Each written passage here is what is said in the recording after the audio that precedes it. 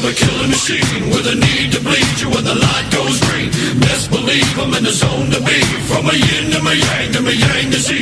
Put a grin on my chin when you come to me, cause I'll win, I'm a one of a kind, and I'll bring death to the place you're about to be. Another river of blood running under my feet. Forged in a fire lit long ago. Stand next to me, you'll never stand alone. I'm last to leave, but the first to go.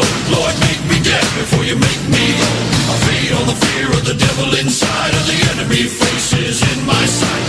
Aim with a hand, shoot with a mind, kill with a heart like Arctic ice. I am a soldier and I'm marching on.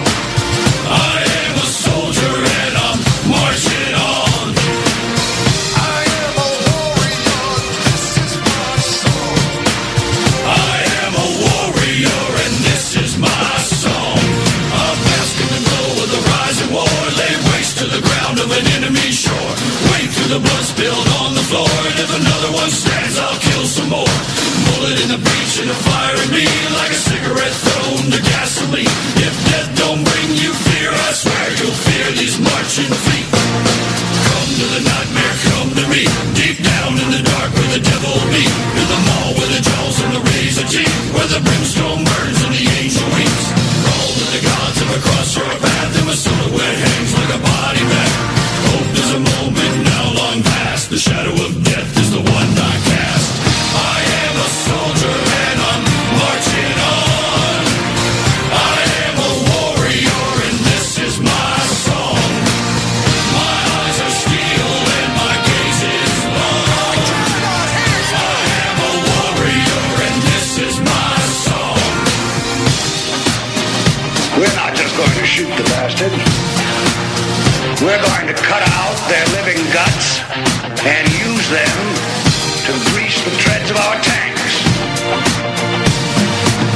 We're going to murder those lousy bastards by the bushel. Now I live lean and I mean to inflict the grief, and the least of me is still out of your reach. The killing machine's gonna do the deed until the river runs dry and my last breath leaves. Stand in the air with a head held high, I'll stand in the path of the enemy line. Feel no fear, know my pride. For God and country I'll end your life. I am a soldier and I'm marching on. I am a warrior and this is my song. My eyes are steel and my gaze is long. I am a warrior and this is my song. All right, now you sons of bitches. You know how I feel. All right, ladies and gentlemen, now you know how I feel. Welcome to Cold War Radio. I'm your host, Hutch Bailey Jr., deep down in the broadcast bunker in the city of Pittsburgh. Let's travel way north and welcome Radio Norway to the program. Come in, Radio Norway.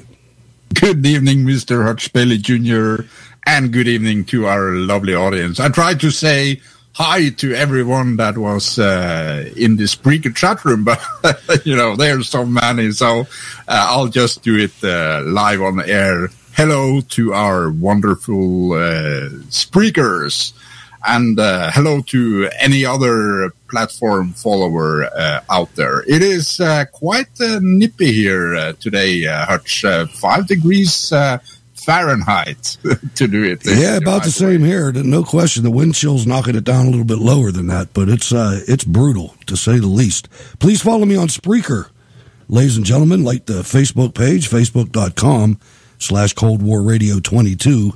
You can email the program hutch@steelcityresistance.com.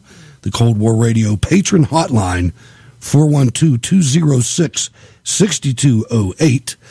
You can catch the show after the live broadcast on the 405media.com, iHeartRadio, Spreaker.com, SteelCityResistance.com, the Cold War Radio app, which is free in your app store, regardless of what phone you have. You can catch the show on YouTube or direct anybody that has a hearing impediment. They can go to YouTube and turn on the captions. The show is transcribed, so you can get that there. Thank you, YouTube. Try using the hashtag Cold War Radio if you're on Twitter.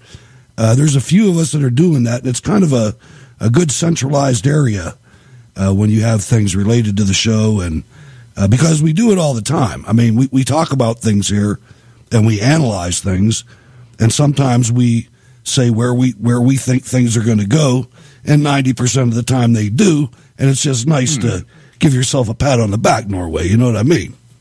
Yeah, I would actually say that we're probably closer to 100% of the time than 90. No, I supported McCain, and I got to give at least that 10% for the Romney, all the Romney stuff I tried to get done. You supported McCain? I had no choice. I mean, there was nobody else. There you go. But I was wrong on that instance. Please go to steelcityresistance.com, catch the research room, where there's just a plethora of information to give you ammunition to debate your lessers. And you can also become a Cold War Radio patron there. Subscribe on Subscribestar if you have a problem with Patreon. You can also contact your rep in D.C. on social media. We've got all that lined up in 2 pages, one for the Senate and one for the House. If you'd like to write to the program, please write to Cold War Radio, P.O. Box 96022, Pittsburgh, Pennsylvania 15226. Cold War Radio.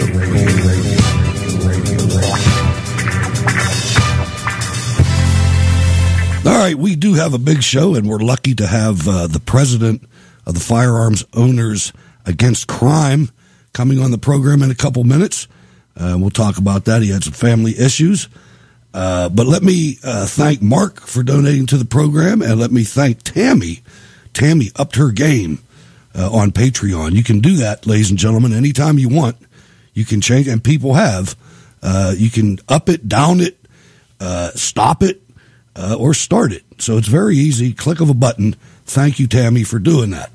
Let me just explain. When I made the Patreon page, I wrote some things on there. For the first year, it was inactive. And I went back and I was looking at the page the other day, and I said that if you donated so much per month that there were certain things that you could do. I would shout out, you doing that on the show. And I said that if anybody wanted to come on the program, I'd be welcome to do that too. So if any one of our patrons have those, whatever tier you're at, if you'd like to cash that in, send an email, hutch@steelcityresistance.com, and we'll make arrangements. No doubt about it. Where else was I going with that? That was really about it. Then I'll call at the end of the week. I'm gonna list all the patrons just to give them that commemoration that they so surely deserve. We're moving on in a lot of ways, ladies and gentlemen. We've applied for and secured call sign Whbj for the station going forward. It's actually Whbj-Db. All internet broadcasting stations have the suffix of digital broadcast. So we'll be going forward with that. I've also prepared in case we would have to leave Spreaker. And that's not the goal is to stay with Spreaker. But in case we have to leave Spreaker, I created a Discord server so we will be able to, for instance, Live 365 doesn't have a chat. And I think the chat is one of the primary things I like about this program. But so I got a chat standing by. And it's not just text. You can even use voice on it. But we'll get there if we have to. Let's get to the news at hand, Norway, and talk about this deep freeze. This is the first time that I can remember. They're going crazy about this, and Matt Bevin came out, the governor of Kentucky, came out and basically said what I feel, that America's getting too soft. I saw a couple people tweet all butthurt about him saying that, and it just made me think, it's winter. This is what happens in winter. Yeah. Is it me? I mean, the post office is closed in some of these states. I bet you they wouldn't cancel a Super Bowl. Now, there we go. But, it is winter and it's climate change. And I mean, when it's summer, it's global warming. So it's amazing. But to make a spin on it. But do you remember that the bomb cyclone. Yeah. The bomb cyclone is coming. Do you remember that? I do. And you know, I'm fairly proficient in English, and I never heard about a bomb cyclone before. that's ridiculous. And the vortex, the polar vortex, and they come out with all these things. And I just tweeted, it's winter. Put on a coat. You know what I mean? Throw another log on the fire. But no, we have to talk about these government warming centers, and it's ridiculous. And then you sent me a report somewhere in Norway, pretty far from you, I guess. No, I tried to help. Right west of here. If you jump on a little fast boat, you can get there in, I don't know, 1.5, 2 hours, something like that. So it's right west of here. Okay, so anyway, but there was like snowfall that was like 6 to 10 feet within a couple hours. Yeah, well, in the course of 1 to 2 days, the Lofoten Islands, which is situated right west of the Westfjord here, they got between 6 and 10 feet of snow, and also extreme rough wind. I mean, we're talking about hurricane type of wind. That high. Jeez. You sent a video, and hundreds of people had to be evacuated by helicopter, and then the Coast Guard got involved. But some of these little hamlets were totally covered. I mean, you could just barely see the imprint that there was even a structure there. Yeah, you know, living in northern Norway, like you say, it's winter. These things happen, although 6 to 10 feet out there is quite a lot. And, you know, these people, they, mostly around northern Norway, we live on, you know, a small shelf between the mountains behind us and the deep Norwegian Sea, you know, just in front of our living room. So we got no place to go. And these people, they, with this much snow in these steep mountains, especially the young and the old, who were in risk of becoming sick without having means to be evacuated, had to be evacuated by helicopter, and also the Coast Guard sent a ship and picked up more people that way. Because, you know, avalanches, there were several avalanches coming down as a result of this, and that is, of course, a serious situation. It is. Well, it's like you said, it is winter. Ladies and gentlemen, now I would like to bring you what you've been waiting for. Mr. Kim Stolfer, the president of Firearms Against Crime, is on the line. He graciously accepted to come on the program. Had some family issues tomorrow. Kim, if you want to talk about that, I'll let you, but I won't be the one to do it. Thanks for coming to the program. It's my pleasure and honor to be on your program, sir. And thank you for allowing me to distance with the recent car accident with my sister. I apologize for missing the last show. No, there's no apologies necessary, sir. We just hope that everybody is A-OK and improving. I noticed, and I'm glad that you told me that earlier. That's why I wasn't waiting for an answer. But, yeah, they are getting better, you said, right? Discharged from the hospital today. Outstanding. God bless. Excellent. I have my co-host Norway on the program. Norway, Mr. Kim Stolfer, President FOAC. Good evening, good evening, Mr. Stolfer. It's a pleasure to do yet another interview with you again. We've had you on a few weeks back, and oh boy, you are really in the center, the epicenter of a very serious situation in America and in the world, I would argue. Yes. As a matter of fact, I think many people do not grasp the seriousness with which this situation has with Pennsylvania as a whole and the nation even more so. Kim, why don't you explain to us first, before we get into the meat and potatoes, and there's so many of those, you put out a newsletter, which is frankly a heck of a piece of work, by the way. It's like 20 pages long. I have it embedded in my show notes here. A very, very outstanding and in-depth newsletter, but you had some issues with Verizon, Yahoo, and AOL that seem to be, and these are the kind of things that I believe that we really have to watch. Why don't you explain what happened with the restriction of your getting the word out? Well, several weeks ago, 3 to be exact, we sent a monthly newsletter to all of our members and then followed up with an update on the situation in Pittsburgh, because there's some rapidly unfolding issues there. And subsequent to that, a day later, we had thousands upon thousands of emails bounce back from Verizon, AOL, and Yahoo. And as a backdrop, Verizon owns AOL and Yahoo. And you remember about the situation with IRS and Lois Lerner and how they went after conservatives. Absolutely. Within the IT industry, there's in my opinion, from what I experience on this end, a bias based on keyword indicators, firearms being one. There's probably 50 to 60 words they use. So you have to be careful in the way you put these things together. If you add pictures that have certain content, they screen all of these. And so we've been conducting ourselves in this fashion. We've restructured our website, spent tens of thousands of dollars on a custom mailer that was designed just for us.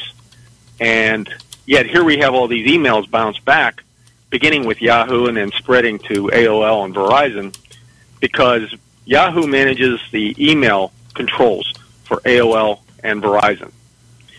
And reaching out to them, trying to find out what happened, they said somebody complained, or it was excess mail volume. But they never define what that is. And when our website designer is a man who teaches in college, website design, internet programming, the whole 9 yards.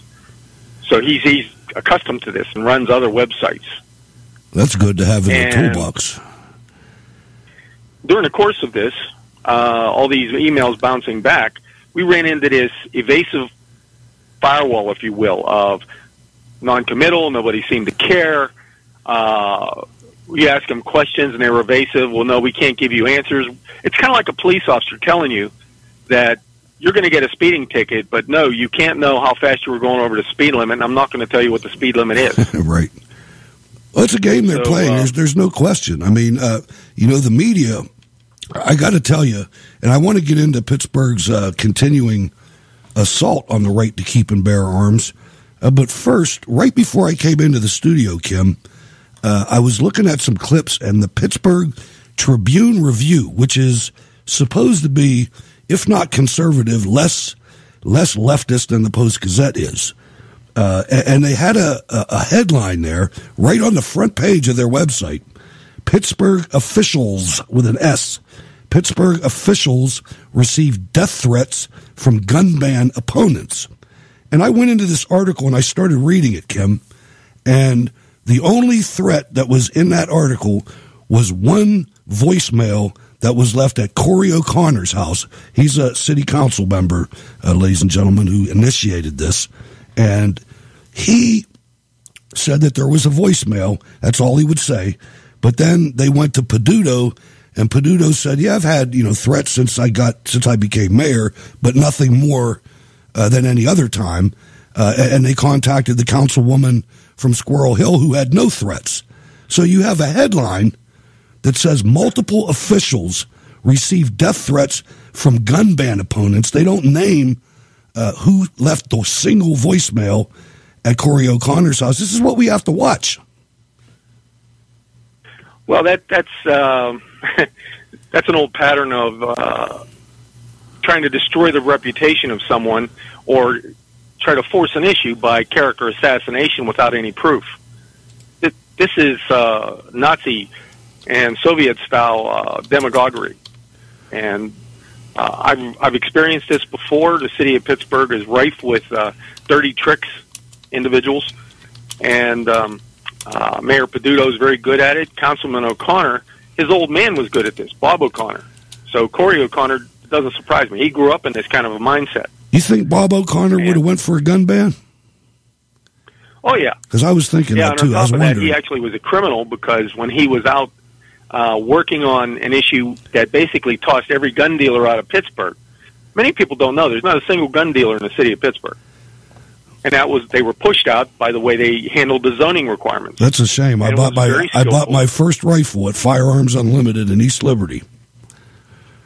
Yes, when I was not there anymore. I know. When I was 18 years old, I'll never forget it. Now, this massive, I would say, outward shift to the left, they've always apparently had this in their minds, but I don't think this would have worked 10 years ago. I don't think it's going to work now. But what we had... most assuredly it did. This whole mindset has gone back to the early 90s, late 80s. I've been doing this a long time. Yes, sir. And That's why we brought you on. In 1993, they tried an assault weapon ban that was so bad, if you read the legislation from then, it would ban any firearm that expended all of its ammunition with a single pull of a trigger. Think about that. A single pull of the trigger even covers a single shot, doesn't it? Sure, if it's nothing left. Right. Yeah, it's hideous. And keep in mind, this legislation was not. It was basically handed to them by the anti-gun groups No that they're doubt. working hand in glove with behind the scenes. And that's a good point. And I want to get into Pittsburgh, but first I want to ask you something that's it's my belief, but maybe you can change my mind. But my opinion of this whole situation is New York and the all the different mayors against gun crime and all these other family groups and everything. They're using Pittsburgh because Pittsburgh's a weak sister. That's what I think. I mean, Pittsburgh's been pushed around in a lot of ways by a lot of different things. The Pittsburgh Brewing Company comes to mind. But do you think that Bloomberg and other powers, they were right on the scene after the Tree of Life thing? I think he's getting puppeteered. Absolutely. Just like our governor received $500,000 from Bloomberg's Everytown Group. You're right. They've received campaign donations, and Peduto's looking to climb over with Lieutenant Governor Fetterman to try to advance his career. And he's going to use the Constitution and freedom and responsible governance as his doormat so he can step up and try to move in a direction that's going to give him more money, more power, and more recognition. I hope he doesn't go any further. I really don't. I commend Frank Zappala, but we'll figure out what's going on there. What I want to do is set the table for the audience on this, and then I want to let Norway get in here. But what happened basically was let me let the newscaster tell you what Frank Zappala did a couple weeks ago.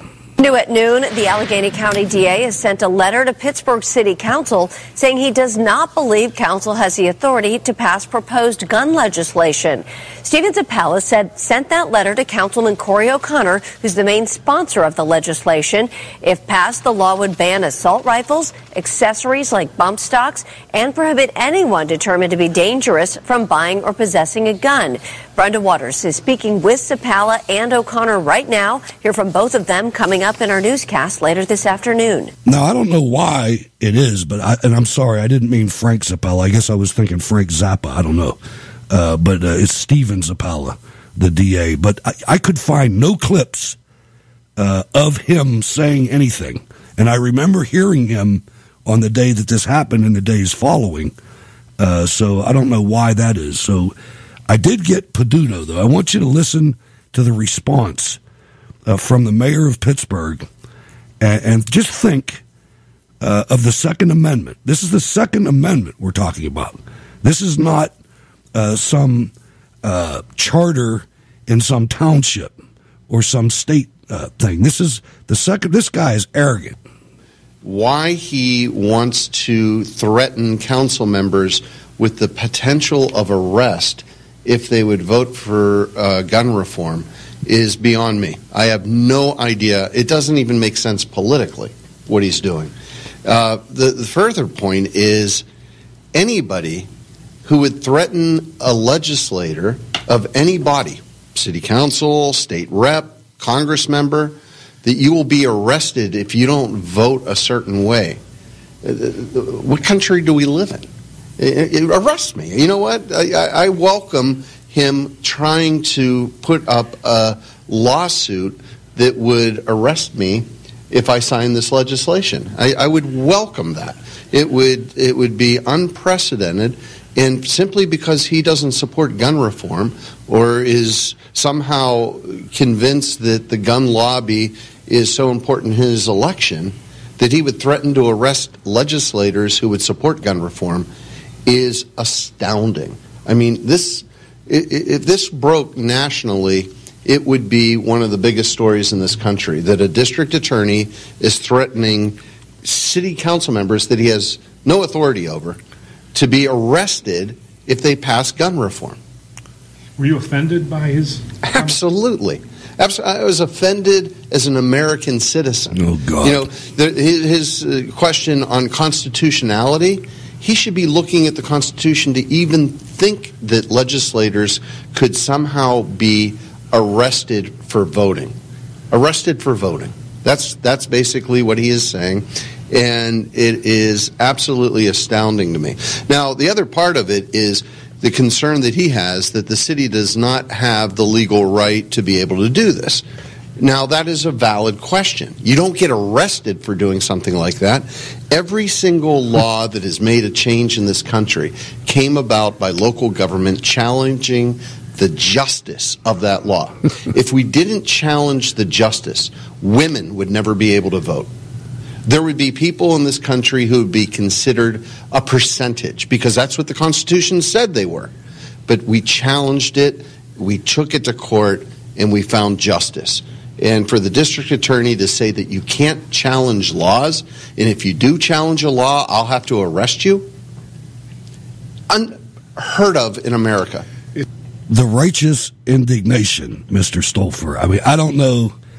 This guy talks in circles, and I think that he's very vulnerable right now. Your thoughts? I'm very passionate about this because I've been first party to their silliness, their lack of understanding of the Constitution. So for your listeners, I'm going to explain something. There are two things at work here.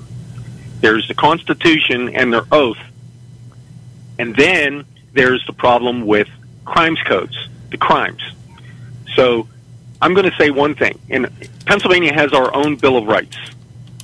Okay? Article 1, Section 25 says, reservation of powers in people. It says, and it's very simply, to guard against transgressions of the high powers, which we have delegated, meaning government. We declare that everything in this article is accepted out of the general powers of government and shall forever remain inviolate. That's Article 1, Section 25. Okay, now everybody's listening, pay attention. Section 21 says, the right of the citizen to bear arms in defense of themselves and the state shall not be questioned. Now, you just heard the mayor question the district attorney quoting the Constitution and saying that the mayor and council are conspiring criminally to violate that because the legislature has taken the powers away from local government in Section 6120 of Pennsylvania's crime codes, Title 18. So you have this mayor who doesn't understand the law as a solicitor, meaning a lawyer that the taxpayers in Pittsburgh pay for, not advising the mayor from what we can tell, and even the DA has asked this. And this mayor and council are committing not only violation of the Constitution, they're violating the crimes code, they're also violating the fact that they don't have the authority, they're violating a consent decree from 1995 where we beat them the last time they tried to ban guns. And then on top of that, they're also committing what's called official oppression, because they're denying citizens the right to exercise their rights without interference from government. And leave aside the gun issue. I want everybody listening to think about this. Do you believe government should be accountable to the law? If you don't, then this whole rest of this interview is going to be useless to you, because what we have in Pittsburgh is a microcosm of Venezuela or of Russia, where government doesn't care about anything but their own power. And if we allow this to stand in Pennsylvania, we're not only going to lose the right to bear arms, we're also going to lose the ability of government to be held accountable. Because listen to what the mayor said. Council's not under the authority of the DA. So what that means is they can rob banks, they can rape. Do the Commonwealth laws not apply to the city of Pittsburgh? This whole train of logic, what you said, is not only evasive, but it's criminal in its intent, because they're conspiring to violate the law with impunity. They're saying that the DA, the district attorney for Allegheny County, which Pittsburgh is a part of, the district attorney has no authority in the city of Pittsburgh, which is absolutely insane. So if you believe in accountable government, if you believe in the Equal Protections Clause of Pennsylvania's Constitution and the federal Constitution, this isn't even about the Second Amendment. This is about Pennsylvania's right to bear arms, where the Second Amendment came from. So we have government that's conspiring to knowingly violate the law. They've admitted it, violating a consent decree, and violating the Constitution, and they don't think anybody can control them. And I'm sickened by this, because I swore an oath when I went in the Marine Corps, and these guys are going to violate their own oath. And they've all, they've all sworn an oath more too. than what I said. Right, they've all sworn it too. They support, defend, and obey the Constitution, and they've just violated that. So that's why we're going after them.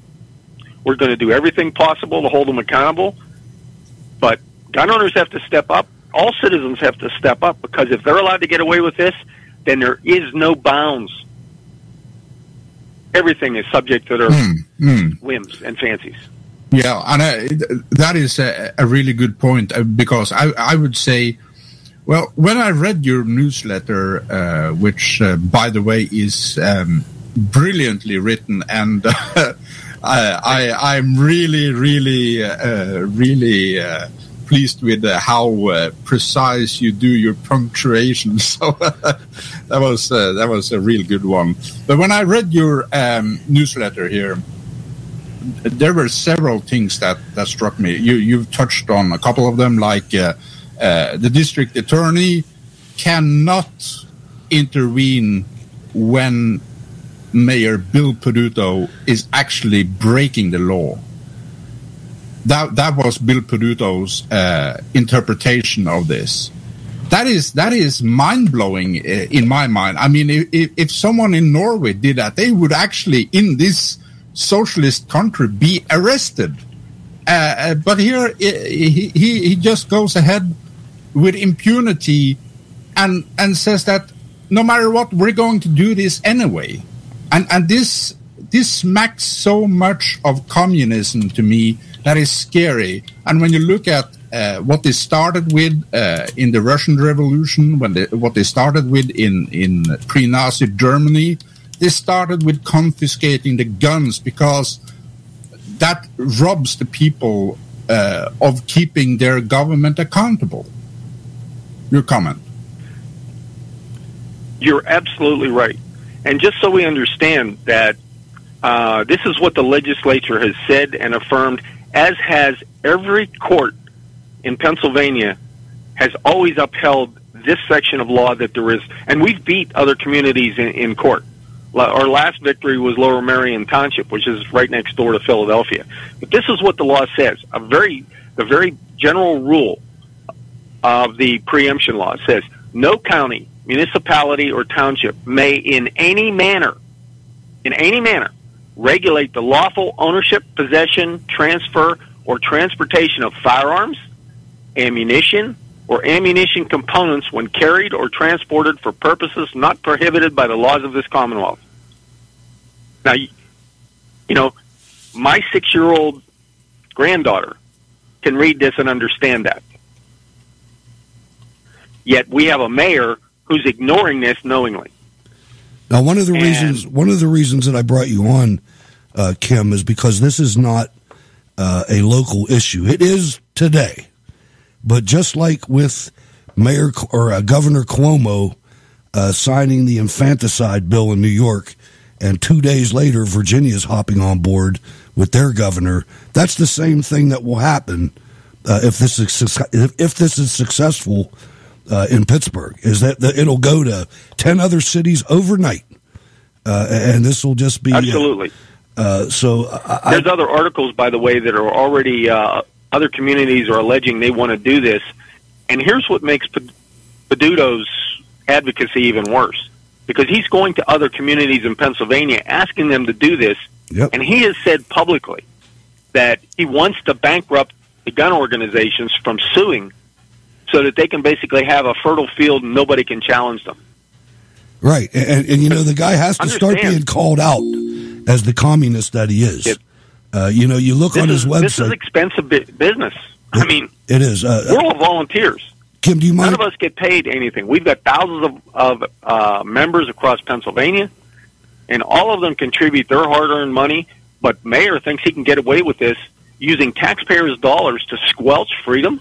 Now, I don't know how you feel about out-of-state members or anything like that, but I want to give everybody the chance to get involved with your organization. I mean, the newsletter itself, not to take anything away from the hat that you get, but the newsletter is it's not just about these local issues. I mean, you have news covering fake news and NBC and just things that are going on around the Second Amendment and the collusion with the media and the government and things like that. So why don't you tell the audience real quick how they can get involved and join the FOAC, the Firearms Owners Against Crime, and then if you don't mind, we'll take some calls. Is that okay? That'd be great. Basically, our website and our effort is to spur activists to get involved. We want to give you the tools that were not there when we started. We built all these tools and this information and these methods. So our website is www.foac-pac.org. Again, that's www.foac-pac.org. And we invite anybody to come join us. Use our website as an example, if you want, for your local groups in other states. We have members as far away as New Mexico. Excellent. And interestingly, no Californians. Well, I'm getting ready to surprise you here in a second, Kim. I certainly am. But ladies and gentlemen, if you can do it, please get involved. This guy is the tip of the spear. I'm telling you, the people in City Hall are terrified of this organization. It is definitely more aggressive than the NRA, not to take anything away from the NRA, but Firearms Owners Against Crime is where to be right now. So please go over there. I only ask you one thing. Let them know that you heard it on Cold War Radio. Let's welcome Sean from California to the program. Hey. Questions for Mr. Stolfer? Hello, Sean. Hey, here's my question. I'm sorry, I forgot your name already. Mr. Stolfer. My name's Kim Stolfer. Mr. Stolfer. Okay, in my state of California, you know how they're trying to do all these bans on all these guns, right? They're doing it in multiple ways, such as taxing, trying to remove all the gun shops that just what you're saying. They're trying it here because they know it's going to work because we don't have any Republicans to make a stand against us now. It's just us citizens, and a lot of us citizens in the middle class who are big firearm owners are moving out of the state. There's literally almost zero chance for this to stop in the California state. What do you think could happen if California's policy works here? Do you see it coming over to where you're at? I do see it coming over here, Sean.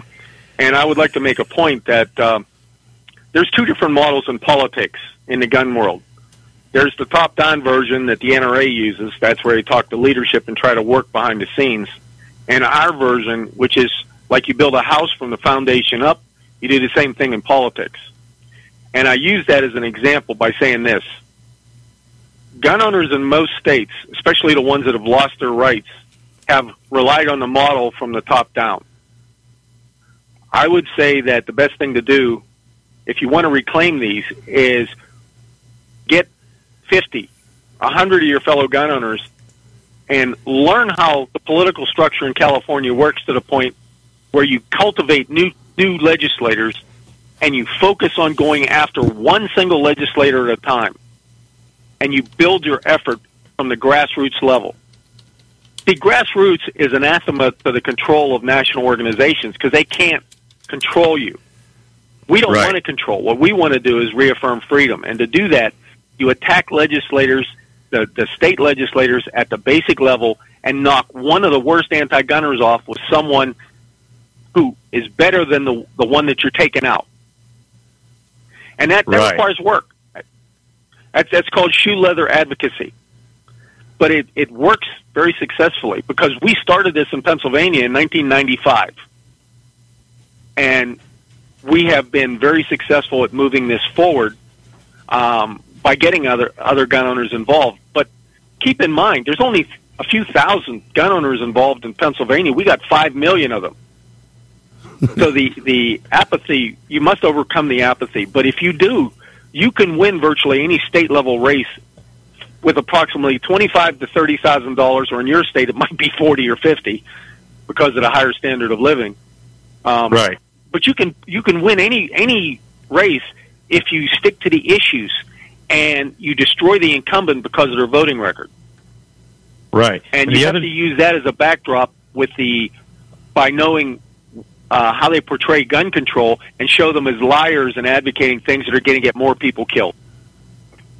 Right, because I wanted to point out another thing, that it's not only just those people that you got to worry about, it's the other people, like the Republicans on my side, that we have to get these GOP establishment people out, or we're not going to win this at all. We're in Pennsylvania. I feel your pain. I mean, yes. I just learned that we have one of our proud pro-gun activists, Travis Allen. He's back on the scene now, thank God.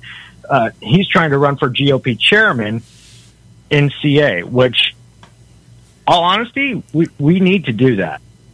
It's going to take us time, though, because of all the ballot harvesting and cheating. Sean, I've got a quick question, because you're calling from the People's Republic of California.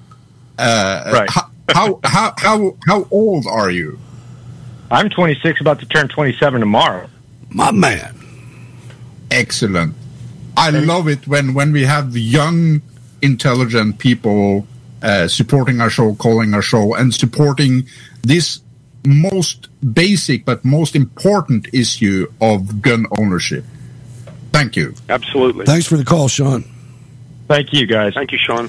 All right. I want to 412-206-6208 if you'd like to talk to Mr. Stolfer, the president of Firearms Owners Against Crime. I want to, one of the things you said about the apathy is very important. And a lot of people that listen to my program, to our show, live in rural areas where the local legislators pose no threat to the Second Amendment. And you said about the 3 million gun owners in Pennsylvania and the situation that we have. It reminds me of James Carville when he was trying to get Clinton, when he did get Clinton elected, and he talked about Pennsylvania.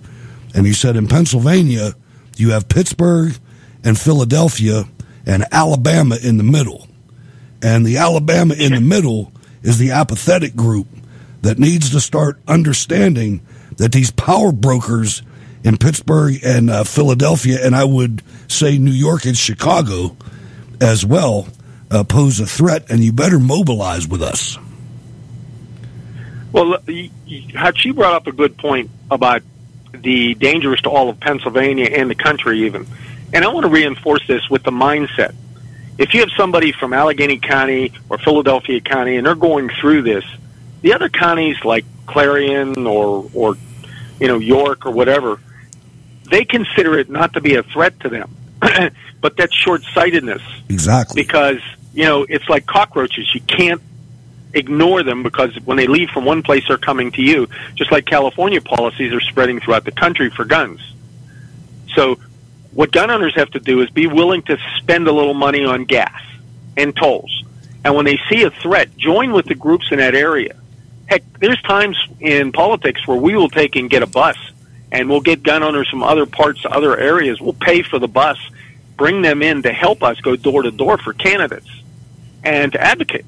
And when it's something like this, if there's a public hearing or something, or this upcoming post-agenda hearing that Councilwoman Harris is putting together to deal with experts to talk about these issues, come down there, show your preparedness, show your involvement and passion, because I can guarantee you that the anti-gunners are bussing people in. They're paying them $100 a day. They're buying them lunch. They're making it appear that the public supports this, when in reality, if you look at the anti-gun groups' IRS forms, the 990 forms is what they're called, and you look at their donations, they're all carpetbaggers. The money coming into Pennsylvania, which is nearly $1 million, 3/4 of it going to Ceasefire PA, it's all from out of state.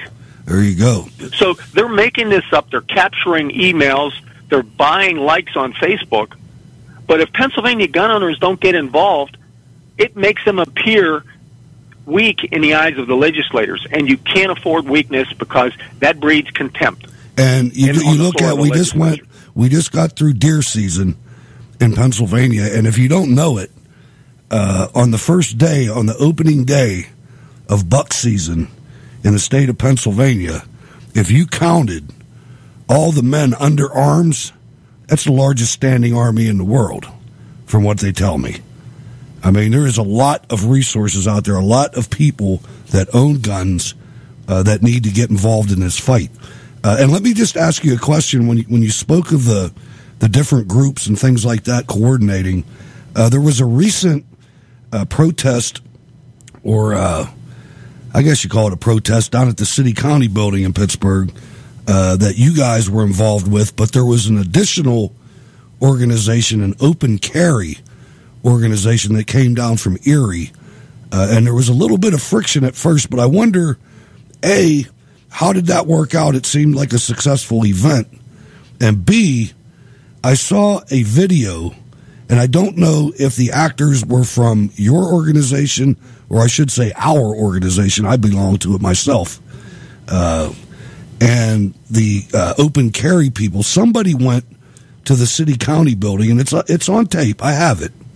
And the bureaucracy, in other words, the hired staff, the chief of staff of the city county or whatever, the city council was in there, and they basically lied to these people and told them that the city council members were not present, and they had the police escort them out of the office. Don't know if you saw that, but how is the relationship between the two groups, and have you had any encounters with the official city government? Yes. Well, to start this off, I would ask you a question. What's the issue with the city of Pittsburgh? Is it open carry or is it preemption? Exactly. Violating preemption. the law. Preemption all day long. Right. Now, if you're going to do that, and this is something everybody should learn, okay, back in 1995, everybody was in favor of offering up, sacrificing open carry on the altar of political expediency. And it was myself and another guy and a bunch of angry activists that stopped it from happening. We were the only group that was advocating for open carry. So do I believe in it? Yes. And the Supreme Court affirmed it. However, when you're going to get involved in politics, the media is not our friend. Thank you. And if you allow them to misconstrue what the issues are, then you're losing the battle. And that's what the open carry guys did. Because if you look at all the newspapers, the media and everything, they were saying this open carry rally, but that's not what the city was talking about. The city was doing or committing criminal acts, and they allowed the media to alter and divide and to misdirect it away into people coming with masks and armed and loaded rifles. Yeah. The friction was, as a I'm a firearms instructor. I've trained over 5,000 people to shoot. I lost count nearly 5 years ago. God bless you. Okay? The message is exactly what you're saying, and that's something that your show is all about, the message. And so when gun owners go there and they have magazines in, loaded weapons, dust covers closed, no flags in, wearing masks, and looking like they're going out in the field for hunting, that doesn't present a professional appearance. No, I agree. And- I think the optics of open carry, what's the point, man? You really want everybody to know that you... I know it's legal, and we should be able to, but I agree with you. I don't think it's politically savvy. I really don't. Let's welcome... If they want to hold an open carry rally, I'll be right there with them. I've gone to open carry rallies. But when it's an issue about the city of Pittsburgh and violating the law on preemption, you go there with a different purpose. Absolutely. And, I've got a caller on when the they line, went Kim. upstairs is when... Kim, I got a caller on the What's line. that? I got a caller, Ken, Sure. from King George, Virginia. Welcome to the program. Your question, sir. Hey, what's up?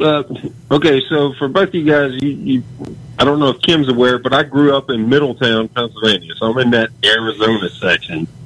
And Yes. I've got a bunch of cousins and stuff that still live up there. They love to hunt. They love to fish.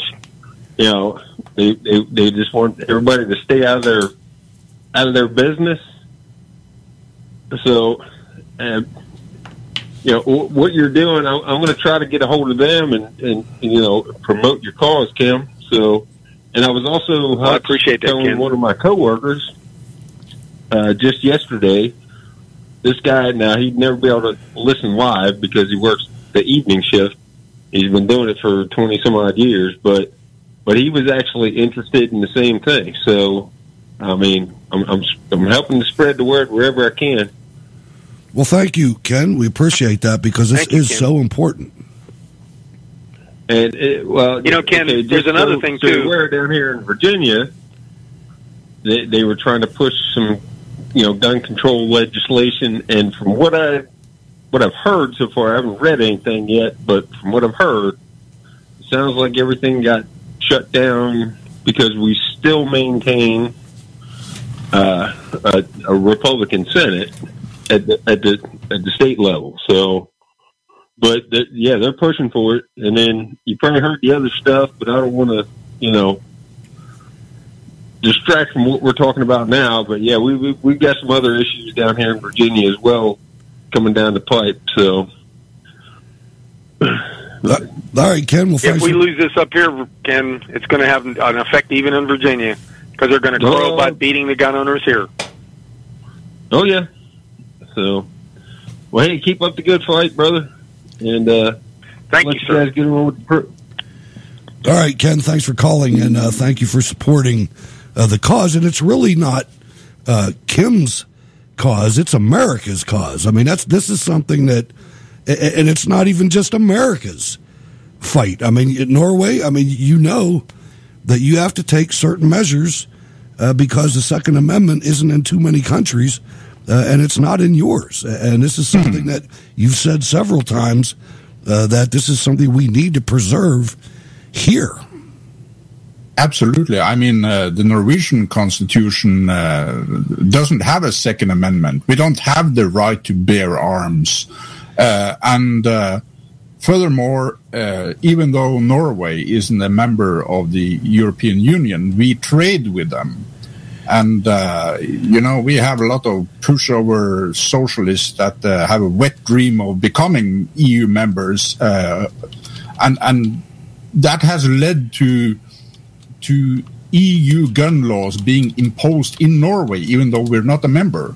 And it has become, I wouldn't say impossible to own a gun, but it is pushing the camel through the eye of the needle. And there are so many restrictions to owning a gun. You cannot use it for self-defense because you have to remove the firing pin, lock it in a gun safe, etc., etc. So they've cut it down to the bone, and I'm thinking if this goes through in Pittsburgh, God forbid, it will not stop in Pittsburgh.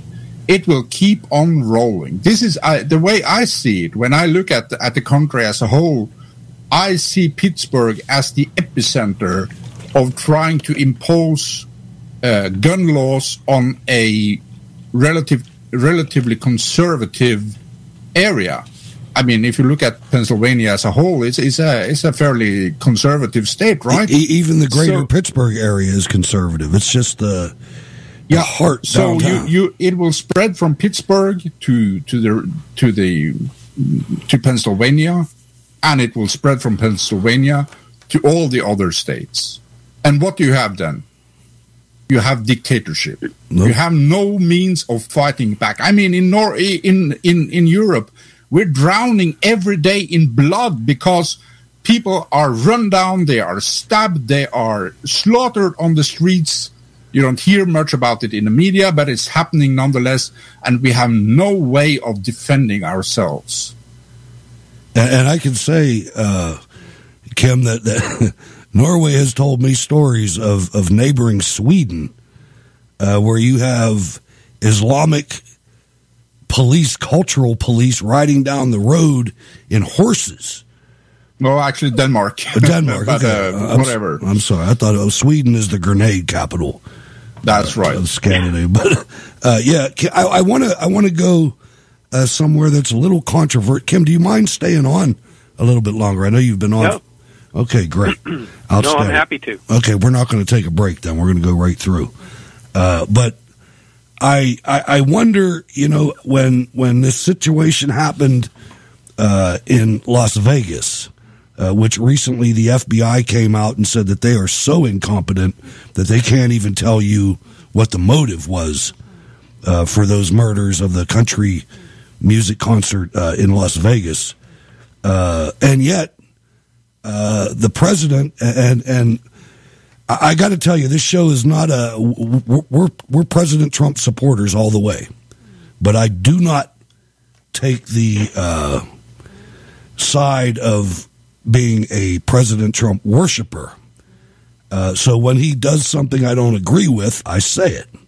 And one of the things that he did or supported that I did not approve of was when the ATF bump stock rule was imposed, and this demonstrates the dangers inherent with these administrative actions because, in my opinion, when you start going down the road of banning accessories for making semi-automatic weapons easier to fire, how long before semi-automatic weapons themselves become the subject of regulation? I mean, I'm a little nervous about the bump stock ban, and I'm curious as to your opinion on that.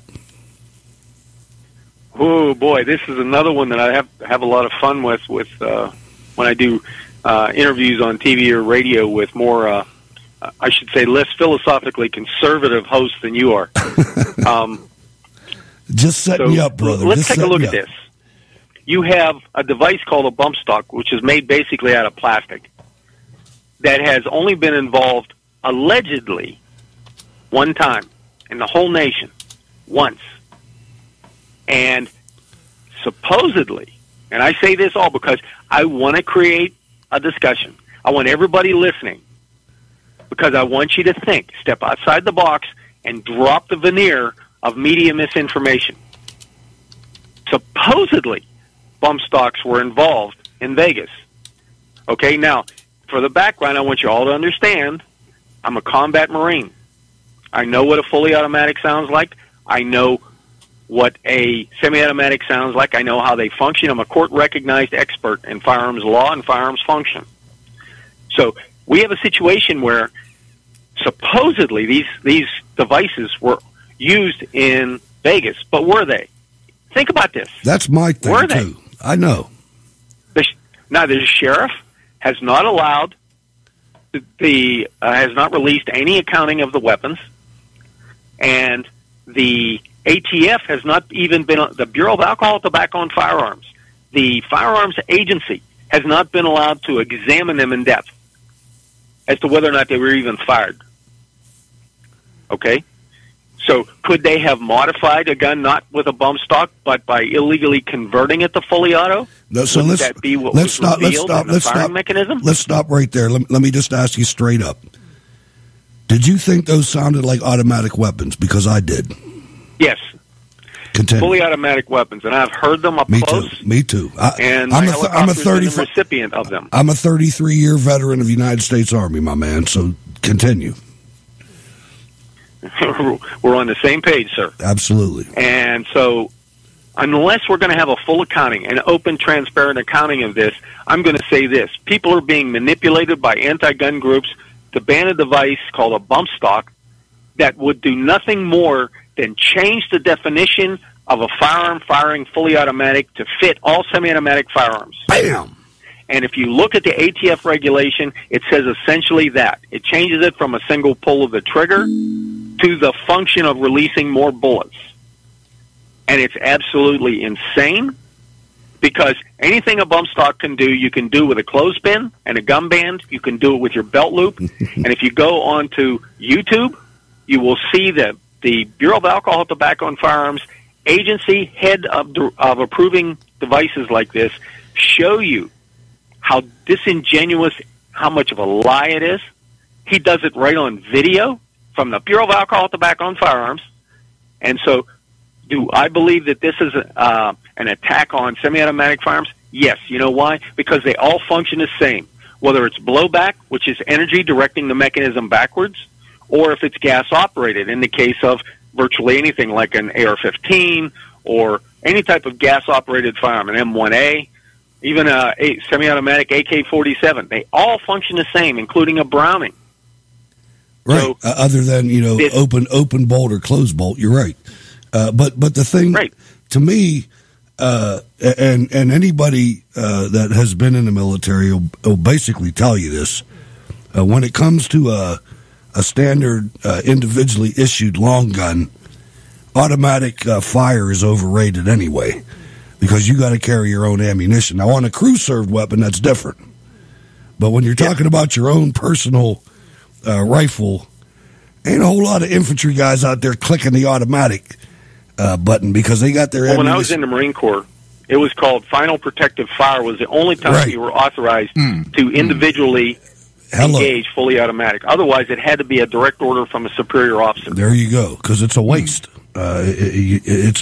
Anyway. So this is my point. You start going for things like this, and you have guys like the president, who I love the president, I'm not going to lie. But when he, speaks out from the heart, I don't care about the heart. You know what I mean? Think about what the man just said. This is going to be the demise of semi-automatic rifles, or maybe even pistols too, if we allow it. It's any semi-automatic firearm, right? And this is the insidiousness of the Peduto bill, I don't know whose bill it is. If it's it was probably in the drawer for the last 20 years, like you said. They've probably been preparing this like Obamacare. It's not like they just wrote if you look at the list of firearms on their assault weapon ban, half of them aren't even made anymore. And it's ammunition, this was a cut and paste from the California list. It's ammunition as well. They're going to make me I read move. the preemption law. They're not allowed to touch ammunition either. Oh, that's good. And we are so happy and grateful to have you on the front lines. And we hope that we can become, let's just use the language of the day, Kim. We'll be in collusion with you. How's that? It's fine with me. We would be happy. I'll collude with freedom-loving people every day of the week. Oh, that's my audience, baby, and they're all out there applauding right now. I can tell you. Yes, and it's not paranoia if they really are coming after you. That's right. Guarantee you. Trump talks about the fake media. Gun owners have known this for 50 years. Right. Because going back to the 1968 Gun Control Act, which set the stage for this and is based on the Nazi gun laws, it's actually word for word, according to the Jews for Preservation of Firearms Ownership, and I've got the book and the language. The 1968 Gun Control Act was enacted to distract Americans from the fact that a man was assassinated, Robert F. Kennedy. Yeah. So we've known about fake media ever since then, because they've been demonizing gun owners. When's the last time they did an expose on someone that defended themselves with a firearm? They haven't. Gave a 2 or 3 page story. Right. No, they haven't. And this is something, ladies and gentlemen, you have to get involved with this group, this newsletter. Almost everything that we've talked about so far this evening has been in some way related to the newsletter that the Firearms Owners Against Crime and President Kim Stolfer provides to the membership. And there's areas in there that don't even have anything to do with strictly Second Amendment issues. One of the things you just quoted, one of the things that we cover here on the program on a regular basis is the Islamic Jihad threat against our country. And there's a saying there, too. It's not Islamophobia if they really want to kill you. So there's a lot of common sense going on here. I'd like to ask you, and then I'm going to turn it over to Norway again. Incidentally, if anybody wants to call 412-206-6208, I know we have a bunch of people listening, so feel free to call in and ask any questions. But, wow, I bumped my prompter and messed myself up there. I wanted to talk about red flag issues. This is something that whenever we get into the dialogue of gun control, people on our side rightfully point out that if you look at the people that are accused of these school shootings, let's say, if you put a graphic on the screen that showed all these perpetrators, you don't have to go any further than the mugshot to know that they're nuts. But now it looks like the left is starting to use that against us and come up with these red flag gun laws. And I just wonder, is that public safety or is it abuse of the innocent? Oh, it's meant to completely throw out the concept of due process, that you can't lose a right until you have the opportunity to confront your accuser in court. And that's, see, this is an offshoot, a more socialist, more communist version of PFAs and the protection orders there. Initially, PFAs back in the 70s, early 70s, were only meant to separate the two parties that were no longer compatible. But it has grown into a much more oppressive government action. Well, red flag laws are even worse, because the concept is this. It's a pretty simple concept. If someone is a danger to himself or others, simple comments, depending on the state, can be from a teacher in some states, family member, neighbor. They can report that person to police with no evidence whatsoever other than an allegation, and the police show up and take the guns. And then they leave this person who supposedly has problems to his own devices. They just take the guns. He can still have a car. He can still have, access to gasoline, knives, whatever. But it's just about the guns. And then 10 days later, you get to go into court with your attorney and thousands of dollars being thrown out the window like confetti and try to get your rights back. In Maryland, the man's already died from this because a family member called. And there was no reason for this. But they got into an argument once he said, "You're going to take my property," and he said, "No, you're not." They didn't agree on the terms, and they ended up shooting him. Wow. So does this justify unfounded allegations by individuals who have no training and there's no evidence, and it could be vindictive? No. The ACLU agrees with us. We stopped the bill in Pennsylvania last year, House Bill 2227, by Republican Representative Todd Stevens, I might add. And red flag laws in general are nothing more than an attempt to confiscate firearms, period. Yep, that's what and the anti-gunners have pushed this forward. And with the assistance, by the way, of a certain national group, which I won't name to avoid any type of controversy here, but it came from the left coast. And we do not support this concept at all. And if you look at Parkland, you look at anywhere where this is being alleged to be helpful, there's no justification for it. The government has already dropped the ball. In Parkland, they had perfect opportunity to use mental health procedures, right? Which every state has. They already had enough evidence for the killer in the Parkland school shooting. Look at California. California has these red flag laws, extreme risk protection orders, and they just had a shooting out there where the police didn't even use it, and they had every opportunity to because this guy was a recognized nutcase. And yet, they didn't use mental health. They didn't use the red flag law that they have. So what we're evading is that the very government that wants to confiscate guns doesn't want to imbue upon themselves the responsibility to protect citizens. So why would we agree in any way to destroy rights based on allegations that are unfounded? So red flag laws are nothing more than a communist state throwing the baby out with the bathwater and destroying the right to bear arms, which, if you look at New York and you look at other places, the way politics works, and many citizens are kind of like naive to this point, is they'll introduce something and they'll do it on a low level, like, oh, it should be a family member who's concerned.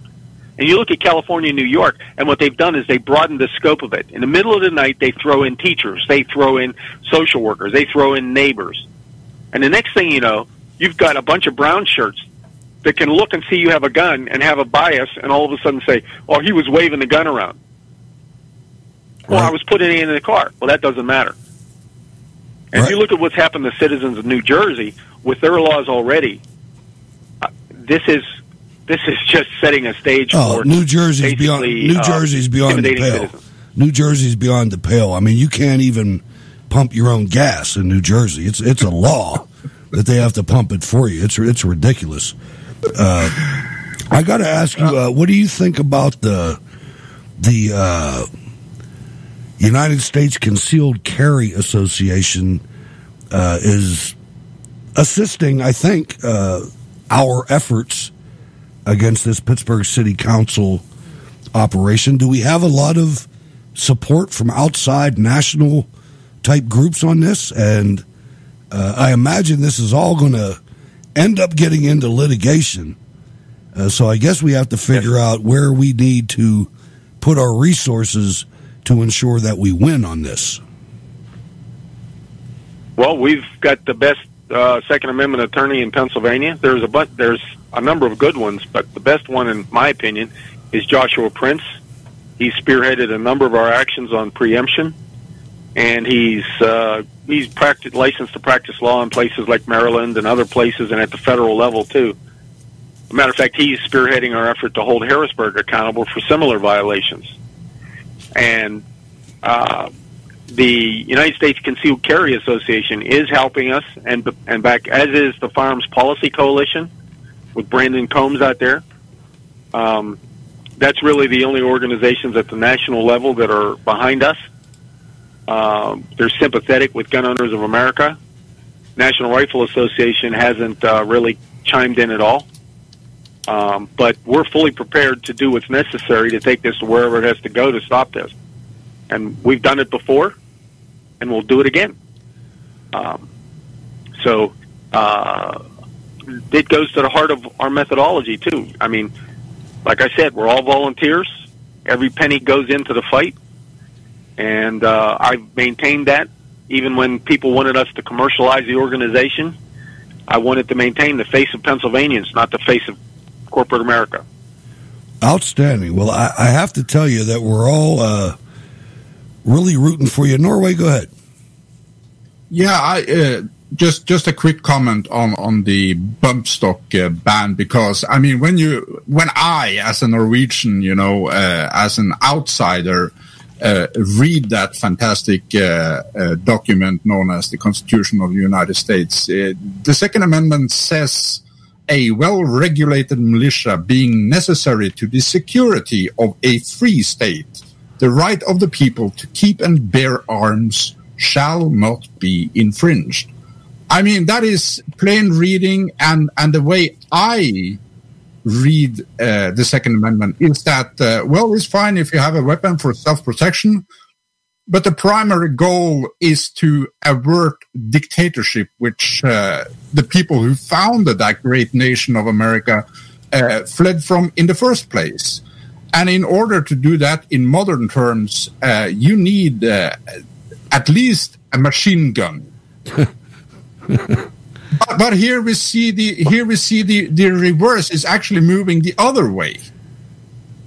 So, I, in my opinion, and I'm the hugest, biggest Trump fan you'll find east of the Atlantic Ocean. But in this instance, it was a huge fail. The president has not understood the Second Amendment, in my opinion, when he goes out and rules banning bump stocks based on the left, totalitarian left playing people's heartstrings.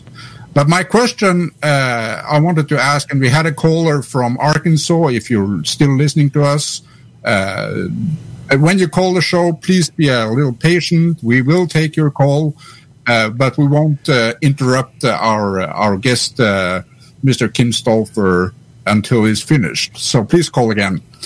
My question is, I saw in Conservative Daily Post, I think it was yesterday or maybe 2 days ago, that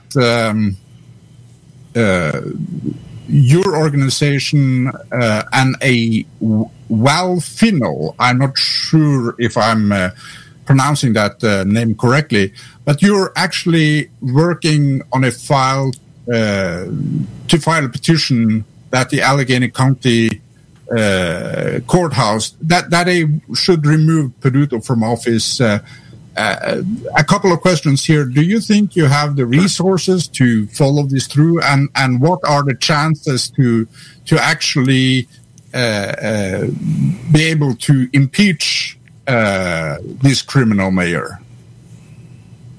Well, there's actually two other efforts we're working on. One is the impeachment process, which is embodied in the what is called the Home Rule Charter, which is the guidelines or operating principles by which the city can organize and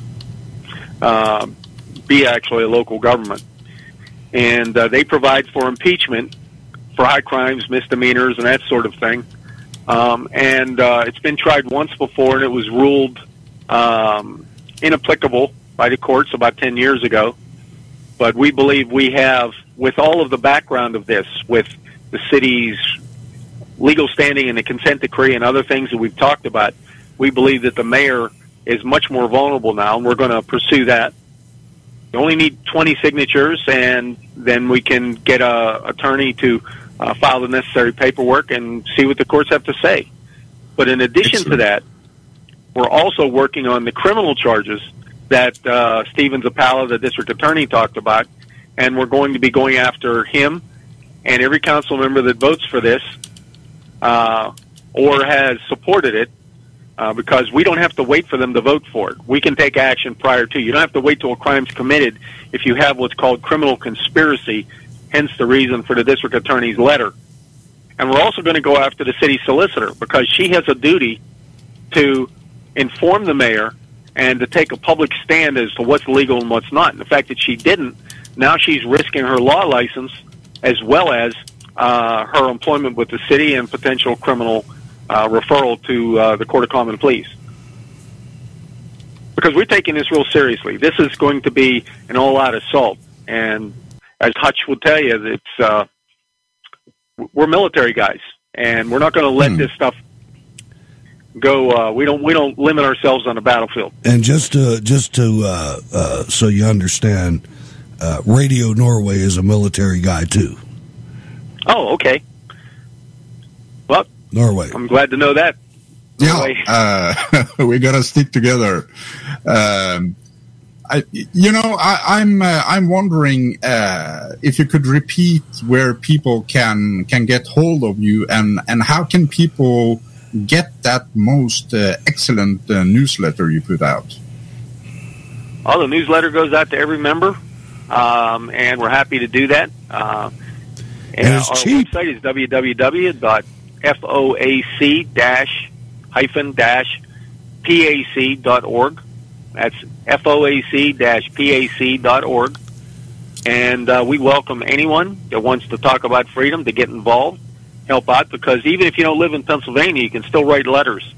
Many organizations will ask you to write a letter, for instance, like the effort to have a constitutional convention. Everybody works together in concert to stop that. So if you want to do that, you want to get involved, we're happy to have you. And I'd like to say something that might sound a little provocative. It's a little offbeat, but... Oh, we do provocative here. Well, I'd like to ask everybody to think, what is gun control? You know, we talk about the issues, we fight the tactics, the techniques, and the underhandedness, but as a general sense, if you take, basically you zoom back out to look at the big picture, what is gun control? Gun control is government not trusting citizens to exercise their rights without oversight, which turns it from a right into a privilege that you operate under the purview of government. The same government does not have a responsibility to protect the citizens they're disarming. So when you look at gun control in its entirety, it is an assault on the law-abiding citizens, and really it's an underhanded way of admission on the part of the government that they can't control the bad elements in our society, even though they're charged with that by the citizens. The high powers have been delegated to them. They can't control the bad elements, so they're going to restrict everybody's rights instead. And that is not what any of us fought for. That's an affront to every white cross in Arlington Cemetery by government admitting they can't do their job, so we're just going to have to take freedom. And I reject that. Categorically. So do we. Fantastically. That is brilliantly put, because you actually you emphasize the foundation of the United States, the good people that's fought and died to uphold the Constitution of the United States, and how totalitarian elements are operating to destroy the United States. And that is absolutely brilliantly put. And let me illustrate the broad-reaching effects of this decision of the Pittsburgh local government to go as communist as they have. There is a new article up by A.W.R. Hawkins. It's not that new, but this is a gun control or a Second Amendment advocate like there is no other at Breitbart News. We have a pretty good opportunity, Kim. David Hogg, you remember him, praises Democrat Pittsburgh mayor for pushing gun bans and confiscation. A lot of people don't realize that this bill includes confiscation. Gun control advocate David Hogg is praising Pittsburgh Mayor Bill Peduto's efforts to ban commonly owned semi-automatic firearms and secure court orders for gun confiscation. Peduto's push comes after a gunman who didn't live in Pittsburgh, by the way, ladies and gentlemen, opened fire with a legally owned firearm in the Tree of Life Synagogue, which was a gun-free zone at the time. President Trump reacted to the shooting by suggesting places of worship adopt armed security measures. But Peduto, Bike Lane Bill, defended the gun-free approach. Putting Bill Peduto next to David Hogg is a winner for us, Kim. No? Yeah. Yeah, I mean, I think it encapsulates the entire mindset that government's not going to do their job, and that taking freedoms from citizens is perfectly okay with people that should know better.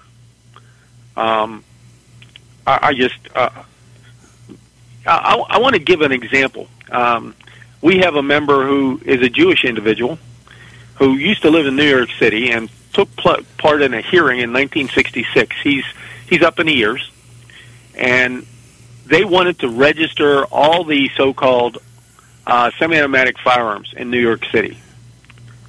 And there was some outcry, but the city said, we will never use this against gun owners. We'll never use it. Okay. Continue. So, flash forward to 1991. There's a stabbing on the subway of a teenager who was protecting his parents from a gang. The gang, by the way, that shouldn't have been allowed on the subway in the first place because they all had extensive criminal records. The teenager was killed by a knife. So the answer by Mayor Dinkins was to confiscate house to house every semi-automatic firearm that was registered. Oh, goodness. You know, we tend to lose sight of the historical record of this. And when I bring this up on other TV shows, more center of the media, so to speak, they are speechless. They don't seem to know what to say because it dumbfounds them that somebody has this kind of information out there. And that's why we created the website to try to bring this information to people who they can search for keywords and go after this stuff, because the one thing in politics and in the media that they can't stomach is a well-informed individual. And if you can show them to be liars, especially in their face, you take a time to educate yourself, you will destroy their narrative and leave them with nothing to say. And I also want to point out, on a local show here in the Pittsburgh area, it's basically an internet type of. It's also carried over to major cable networks. I've debated Council President Krause a number of times, and he's from the South Side, he right? lost horribly. He didn't have good nights. He's from the South Side, right? That was the guy that wanted to close all the bars. Yeah. Good luck. Yeah, the one that spray painted people's sidewalks and right. stuff. Okay, so Krause will not debate me anymore, according to the executive director of the station that I was on, and because he loses horribly. So here's the same guy that gets up before council and before the public and says he justifies his vote on gun control, even though he couldn't defend it on TV. He's an ill-informed, brutish bully who's using the power of the gavel and the power of government to disenfranchise citizens. And if by any manner he gets a copy of this recording or this show, I want you to know, Councilman Krause, you will never win. We will never let you win. And if you think you're going to win, you're out of your mind. All right, hold on. I'm writing that down, Councilman Krause, because that son of a bitch is going to hear this. Anyway, I want to take one more call before I let you go, Kim. I appreciate you spending so much time with us. It's unprecedented usually for a guest. But let's welcome Marlene from Eugene, Oregon. Hello, Marlene. Hey. Hi, Marlene. Hey. Hello. Hey, Kim, I actually do have a question for you. I was wondering if you knew anything about the gun crazy, the gun stuff, the law that was proposed out here in Oregon. It's similar to Pittsburgh. They wanted to limit the amount of ammunition you could have, limit your magazine, all this kind of craziness. I'm just curious if you were aware of that. You probably are. I was just curious. I follow it, and not only that, because I follow all the issues that I can, simply because they tend to grow legs and migrate this way. I don't know whether it's the current or the fact that Al Gore might want it for global warming or something, but what's happening to you guys out there is a tragedy. It's a sin, and I don't know why gun owners aren't more up in arms, but I can tell you that the pattern that they're doing out there is what I consider to be the top-down politics that I talked to Sean from California on. And I think you need to change the way you're doing things and go after as many of the antis as you can, one at a time. Pick one off. And I'll tell you why. In the Marine Corps, one of the things they taught me was the fear of the unknown. If the enemy doesn't know what you're going to do, they're going to be apprehensive. So What you need to do is attack them on a basic level, take away their jobs, make sure that they cannot get reelected, and then make it hurt. Make them fools of them in the media. Okay? I have no remorse, no compunction, and no compassion for politicians that will steal rights. As far as I'm concerned, they're traitors to America, and I will treat them as such.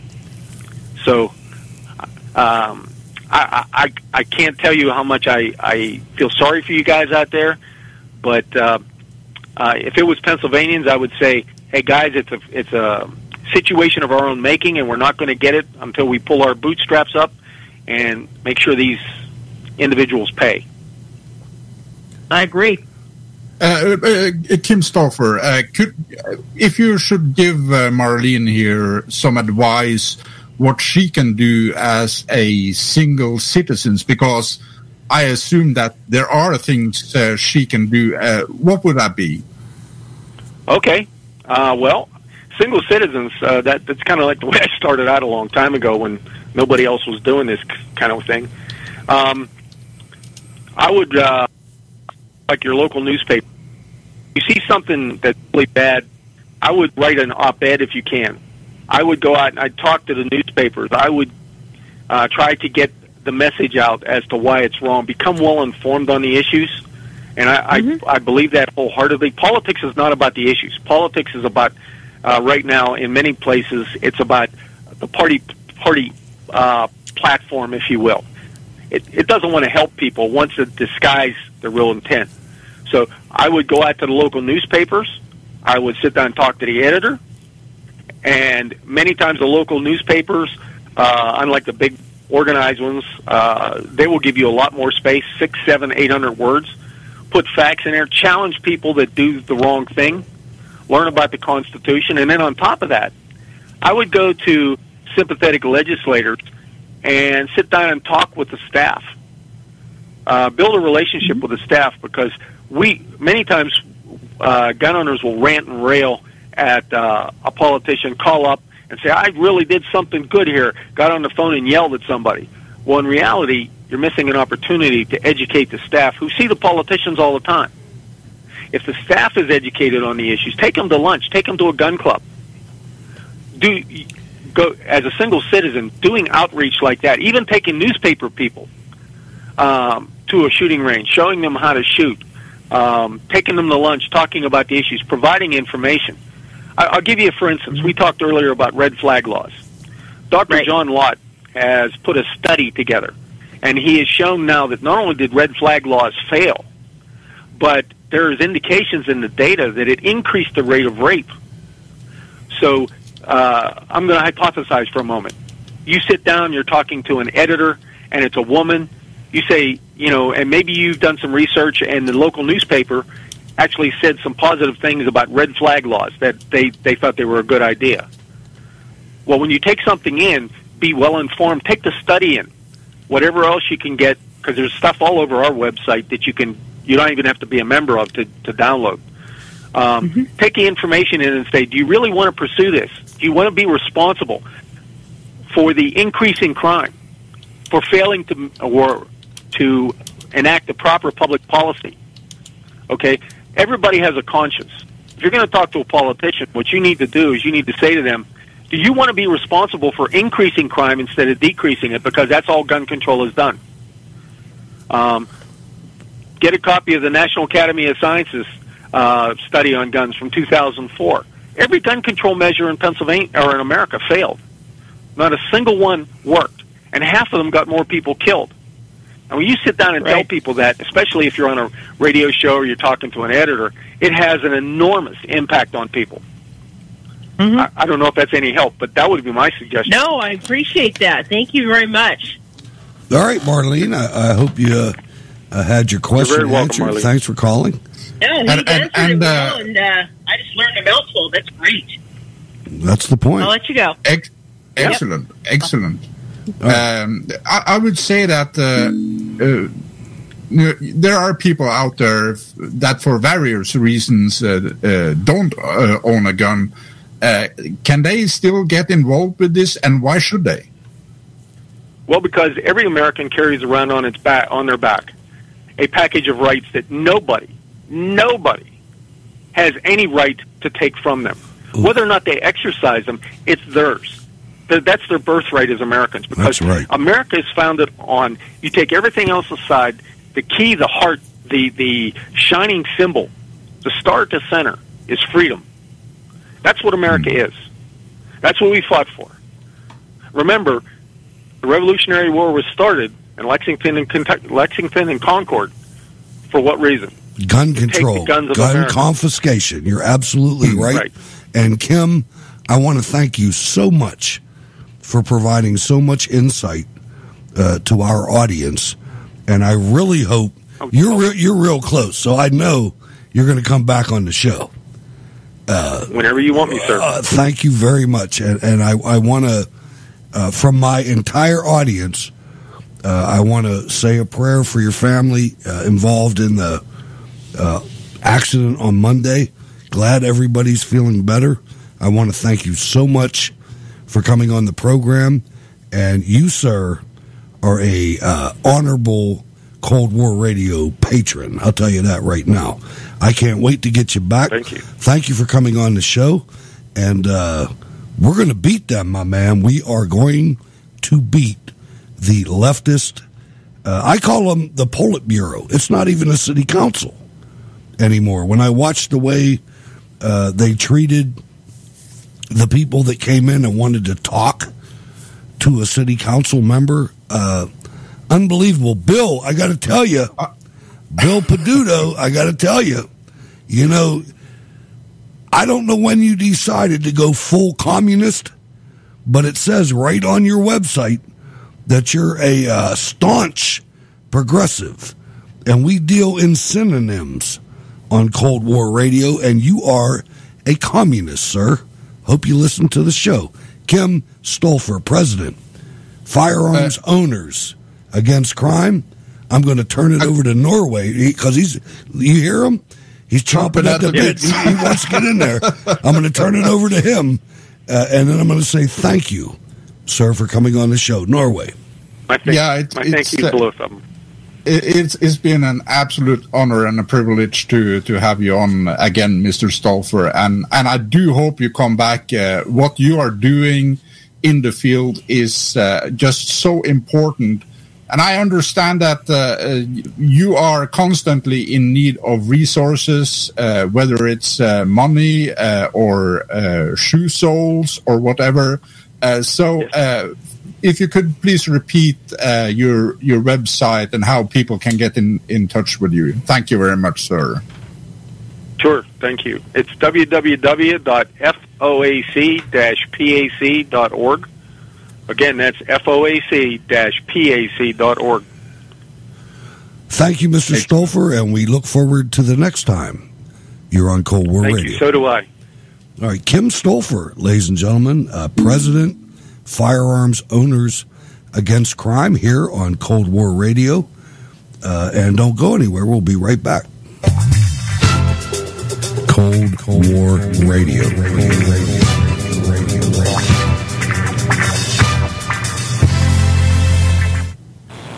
Hello, Americans. Stop dragging your feet. Wear kitties when you're going to go out on a date. Look great. But do you know your feet need a little love? Kitty knows. What an agonizing, enterprising, hard kind of day you spend working overtime. You. It's small. You. When you shop, you need shoes for it all. Say comfort and style. If you're young at heart or young enough to remember, come to Kitty and explore at the Great American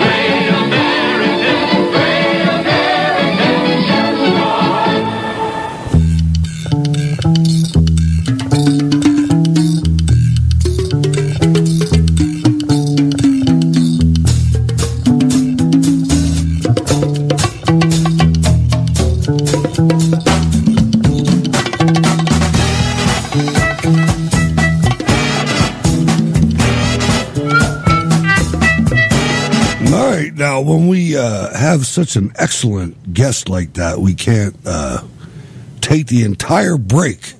So I hope you old people can manage. Because I'm sitting there, I haven't moved from the console from the beginning. But anyway, what a great interview, no doubt. I want to get, and please, if you can, support the Firearms Owners against crime, because that's like the only group. The NRA is silent, man. I haven't heard the NRA chime in on Pittsburgh. I really haven't. And I'm going to reach out to the NRA about that very soon, because that disturbs me. But what I want to do right now in the waning minutes of the program, I had to bring forth the Second Amendment situation as an international issue, really.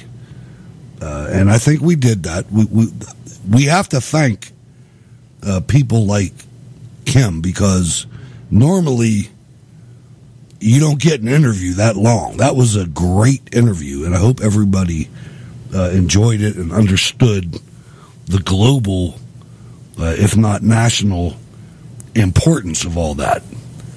But we have a situation going on in Venezuela, Norway, that I want to talk about. I know we don't have much time, but I found a clip from an individual, and on Twitter, her name is @LibertyLatina. Not Latino, Latina. Because you got to get that conjugation right. But here's what's happening in Venezuela. And then when we come back, we'll talk about everything else and wrap it up. Venezuela. A lot of people are talking about the complicated situation in my home country, and there is a lot of misinformation. So I did a bunch of research to explain in the clearest way possible what is going on in a way that I hope people can understand, because goddamn doesn't matter right now. Will this be funny? No, I am very much not in a funny mood. So let's begin with some important bullet points. 1. What is happening in Venezuela is not a U.S.-backed coup. 2. This is not a fight between the Venezuelan right wing and the Venezuelan left wing. This is a fight of the great majority of Venezuelans to democratically get rid of an illegitimate and punitive dictatorship. A dictatorship responsible for countless human rights abuses. 3.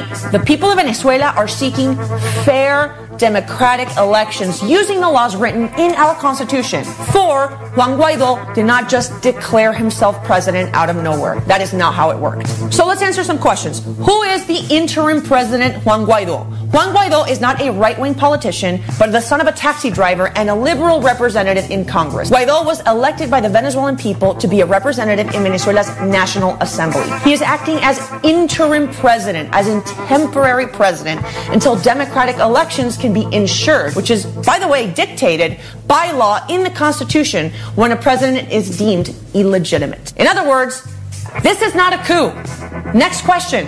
Why is President Nicolás Maduro illegitimate? Now, this may take a little bit longer because there's a lot. But let's speed this thing up and start in 2017. In 2017, the Supreme Court that was handpicked by Nicolás Maduro's party nullified and stripped the National Assembly, or Congress, of their powers. The National Assembly was chosen by vote and was the only government institution that was run by an opposition majority. Imagine when the Democrats took the House, if Trump was like, no, I don't like this anymore. The House is no longer a legitimate part of government, and here's another House that I made up with everyone that agrees with me. Americans would be furious. So too are Venezuelans. Venezuela erupted in protests. Hundreds of protesters, most of them teenagers, were detained, some of whom were tortured and murdered. Meanwhile, despite these protests, Maduro made his own Congress that he could control, just like that. Fast forward to May 20th, 2018, where this illegitimate Congress calls for presidential elections. Now, during these elections, the most popular opposition candidates are either jailed, exiled, or banned from running. In other words, there is no legitimate way for the opposition to run. So these sham presidential elections are held anyway by Maduro's government, where only 20% of the population voted. However, a lot of the 20% were public employees who were intimidated into voting by threats from the government. These were called illegitimate elections, not just by the Venezuelan people, but by the international community. Everyone was on board saying, yeah, this shit's f***ed up, and if it's anything, it's definitely undemocratic. Now, if you're wondering how the Venezuelan people truly feel about this, here are some statistics. According to recent polls, over 80% of Venezuelans disapprove of Maduro's government because there is a lot to disapprove of. Maduro took the minimum wage from $350 a month to $7 a month. Meanwhile, inflation hit 1.7 million % in 2018, with the IMF projecting 10 million % in 2019. So the daily minimum wage can't buy 2 eggs. According to UN projections, over 5 million people have left the country, causing a refugee crisis of Syrian proportions. That's more than 10% of the Venezuelan population. There is such a shortage of medical supplies that people are dying from previously eradicated diseases like polio because there aren't any vaccines. The economy is a disaster in a country that sits on the world's largest oil reserves. So where's all this money going? People in Maduro's government. Venezuela is the top 10 most corrupt country in the world, according to the Corruption's Perception Index. The media in Venezuela who should be reporting on this shit is censored and dissidents are jailed. Over 5,000 people since 2014 have been detained for speaking out against the government. Yeah, I should have. Just since last week, when Guaido was elected, 791 people have been jailed. So what is happening now? Interim President Juan Guaido has been backed by the international community. Yes, this includes the United States, but do you know who else backs Juan Guaido that isn't Trump? Argentina, Brazil, Colombia, Costa Rica, Ecuador, Germany, the Socialist Party that runs Albania, Canada's progressive prince Justin Trudeau, Australia, Paraguay, Peru, the government run by the Socialist Party of Spain, whose president said what is going on in Venezuela is the opposite of socialism. The list goes on. So that was a lot of information. And I am exhausted. And I'm not exhausted because I had to explain this to you, but I'm exhausted because the situation in Venezuela has been talked about in the forms of political ideologies and politicians and political leanings, and it's the conversation has completely strayed away from what actually matters, which is the All right, so you guys got it, man. This is what's going on in Venezuela, and you hear the fake news media making a big deal about John Bolton's notebook, saying that 5,000 troops to Colombia. I mean, it's a real situation, and we're going to deal with it. Yeah, it's a real situation, and what beggars belief here is that even socialist leaders around the world are actually supporting Trump in this matter, but not the American media. Nope. It's a disgrace. It's absolutely disgraceful that these guys that sit there and retweet other people's tweets and call themselves journalists with $1 million incomes, they are actually turning their backs on the Venezuelan people. They absolutely are. And if you look at what's going on in the media, I was stunned. Norway, Roseanne Barr has come out and said that we have Hamas in Congress.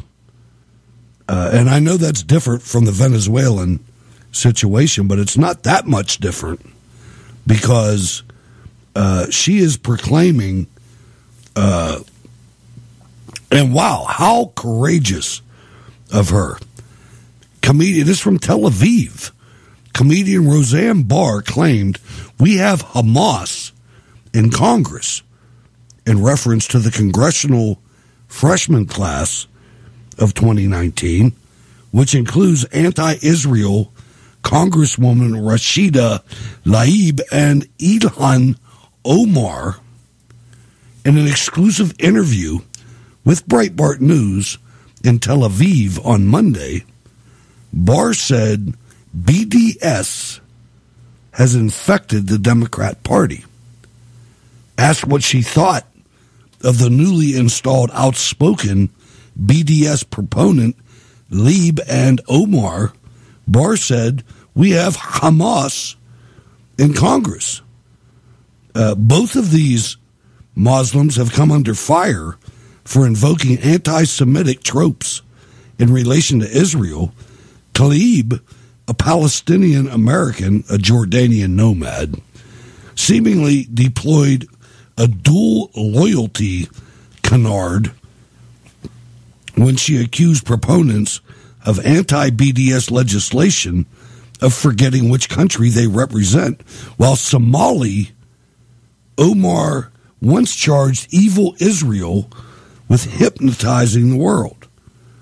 Barr poo-pooed recent remarks made by two top Jewish Democrats, Representative Elliot Engel from New York and Ted Deutsch from Florida, who maintained that the Democratic Party will remain steadfast in its support for Israel and that Omar and Tlaib are the only two people to express such views within the party. There's a lot more than that, Roseanne said. The Democrat Party will eventually move to being pro-BDS, she told Breitbart News. According to the funny woman, BDS is another incarnation of Jew-hating that has been going on for centuries. It's a boycott of Jewish businesses worldwide, she said. Nobody knows that because they think it's about the occupation, which doesn't even exist. Barr maintained that since the BDS movement does not limit itself to boycotting Israeli companies and institutions, but expressly supports the boycott of companies that have any dealings with Israel, a large percentage of which are naturally Jewish-owned, the boycott is comparable to that of Nazi Germany. This is from a Democrat, Norway. It's getting out. The word is getting out. Yeah, it is. I'm pleased to see that Democrats, some of them, are actually standing up to the new rise of the Nazi Democratic Party, because the Democratic Party, they've always been totalitarian. They have supported the Nazis in Germany.